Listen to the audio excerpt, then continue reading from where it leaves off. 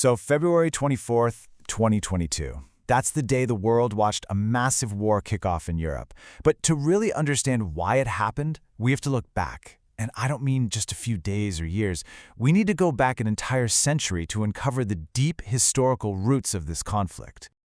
And this is what people heard in those early morning hours, that official announcement from Russian President Vladimir Putin.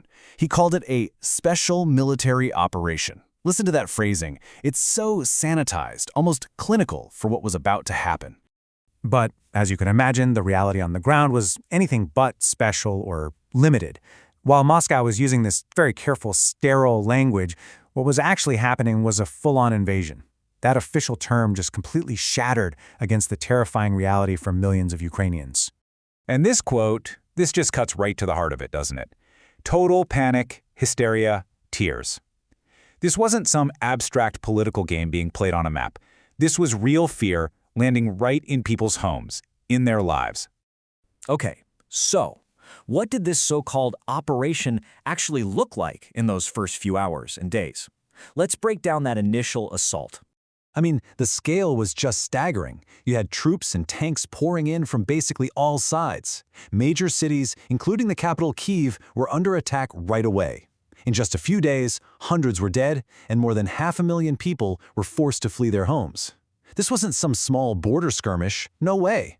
This was the beginning of Europe's biggest land war since World War II. All right, so to really get the why behind all this, we've got to rewind the clock. The story of Russia and Ukraine, man, it's long, it's complicated, and it is deeply, deeply tangled.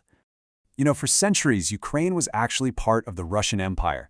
Then, after the 1917 revolution, it got this brief, fleeting taste of independence before being pulled right back in, this time into the Soviet Union. But the real game changer, 1991, the USSR collapses and Ukraine finally declares its full, modern independence. And that moment, that's absolutely central to its national identity and everything that comes after. But here's the thing. Ukraine's independence didn't just happen in a vacuum. It was born from the ashes of this massive global showdown, the Cold War. And this was the great divide in Europe for decades, right? On one side, you had the West, democracy, capitalism, all allied under NATO, which was formed back in '49. And on the other side, you had the East, communism, all controlled by the Soviet Union and tied together by their own alliance, the Warsaw Pact. And let's be clear, this wasn't just a war of words or ideas. It was a full-on military standoff. For almost half a century, you had these two nuclear-armed alliances staring each other down across a divided Europe. It was this tense, frozen conflict until, of course, one side just crumbled.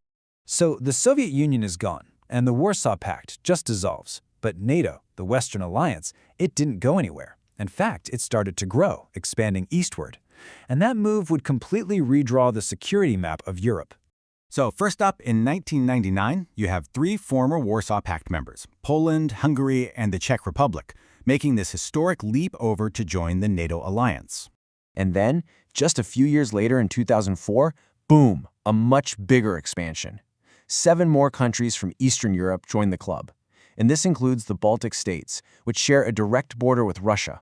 Now you have to see this from two sides. For these new countries, joining a defensive alliance like NATO was like an ironclad security guarantee, right? It was their way of saying, we are firmly with the West. But if you're sitting in Moscow, what you see is the Western military alliance moving right up to your doorstep. And suddenly, there are only a few countries left in between, like a buffer. And the most important one? Ukraine. Its strategic value just went through the roof.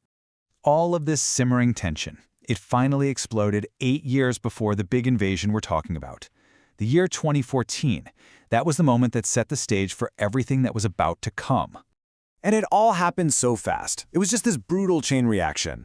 First, Ukraine's pro-Russian president backs out of a deal with the EU. In response, massive protests erupt, the Maidan Revolution, with people demanding a future with the West. Then comes a deadly government crackdown, with over 100 protesters killed. The president flees, and almost immediately, Russia invades and annexes the Crimean Peninsula. And as if that wasn't enough, Russia then starts backing a separatist war in Ukraine's eastern Donbass region. And the human cost of that conflict was just immense. Between 2014 and the start of 2022, that war in the Donbass had already killed 14,000 people. This is so important to understand. The 2022 invasion wasn't the start of a new war. It was a massive, terrifying escalation of a war that had been simmering and killing for years. And that brings us full circle. With all that history in mind, the build-up to February 2022 starts to make a lot more sense. So in the final months leading up to the invasion, Putin basically laid down an ultimatum. He demanded that NATO stop expanding, period. And not only that, he demanded they roll back their military forces to where they were in 1997. For Western leaders, this was a non-starter, just impossible. They rejected the key demands, and that last door for a diplomatic solution slammed shut. The reaction from around the world was immediate and powerful. You had widespread condemnation of the attack, leaders calling it barbaric. Crushing economic sanctions were slapped on Russia, and anti-war protests erupted everywhere, even inside Russia itself. And in a huge move, NATO activated its rapid response force for the very first time in history. And then there was this, Putin's chilling warning to any other country that might even think about getting directly involved. Such consequences that you have never faced in your history. I mean, it was a thinly veiled nuclear threat, and it just raised the stakes of this conflict to an absolutely terrifying new level. But countering that threat was a message of pure, unshakable defiance. Right from the streets of Kyiv, Ukraine's President Volodymyr Zelensky just captured the soul of his nation with these words. It was a declaration of resilience from a country that was now fighting against all odds for its very survival.